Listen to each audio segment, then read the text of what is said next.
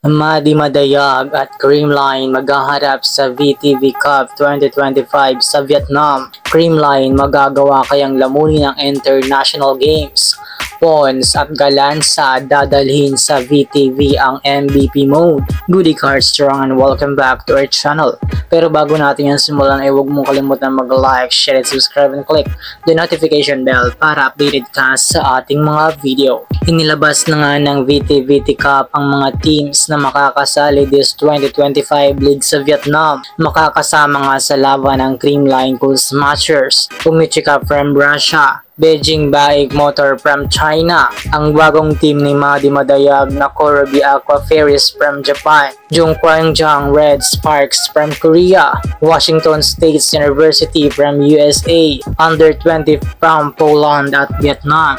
One of the awaited games nga ito ng CCS dahil muling balik international match ang Creamline under pa rin kay Coach Sherwin Meneses. Mas malaki na nga ang tiwala ngayon ng fans ng CCS dahil sa paghakot nito ng championship title sa PBL. Isa pa rin rito kung maaalala nga natin ay nakaapak nga ang Creamline Core sa AVC at nataas nito ang bandera ng Pilipinas. In this VTV Cup 2025 ay makikita nga natin makikipagsabayan nga ang Creamline sa iba't ibang teams international. Actually last VTVT Cup nga ay dinaluhan ng NU team loaded by Belen at Solomon.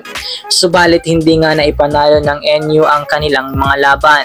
Subalit this time ay gaganti na nga ang CCS at mukhang kakayanan nga nitong tapatan ang mga strongest team in the league. Isa nga rito ang host country na Vietnam.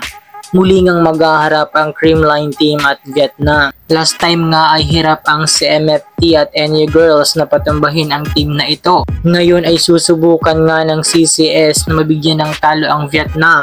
Maliban sa Vietnam ay may Beijing Baik Motor pang isa sa magiging katapatan ng CCS. Pero ang inaabangan ng lahat ay ang magiging banggaan ng Japan Club teams na Korobi Aqua Ferries, kung saan ay kasama nga dito ang ating Pinay Pride na si Madi Madayag.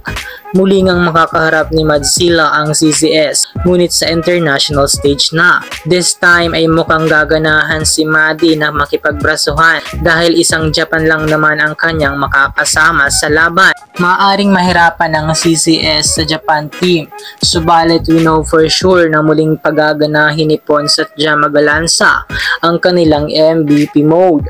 Tots Carlos is present sa laban as well, Kyle Negrito and Kyla Atienza. Sila nga ang team na home for the MVP kaya't hindi natin ipag-aalala ang kanilang magiging performance sa laban. Isang malaking opportunity nga ito para sa Creamline dahil isang magandang image nga para sa Pilipinas kung makakapag-uwi sila ng medalya sa ligang ito. Mga ka-Heartstrong, kakayanan kaya ng CCS na patumbahin ng isang club teams na sa VTV? Comment down below. Hanggang dito na lang muna ka-Heartstrong. Do not forget to subscribe and click the notification bell para updated ka sa ating mga videos.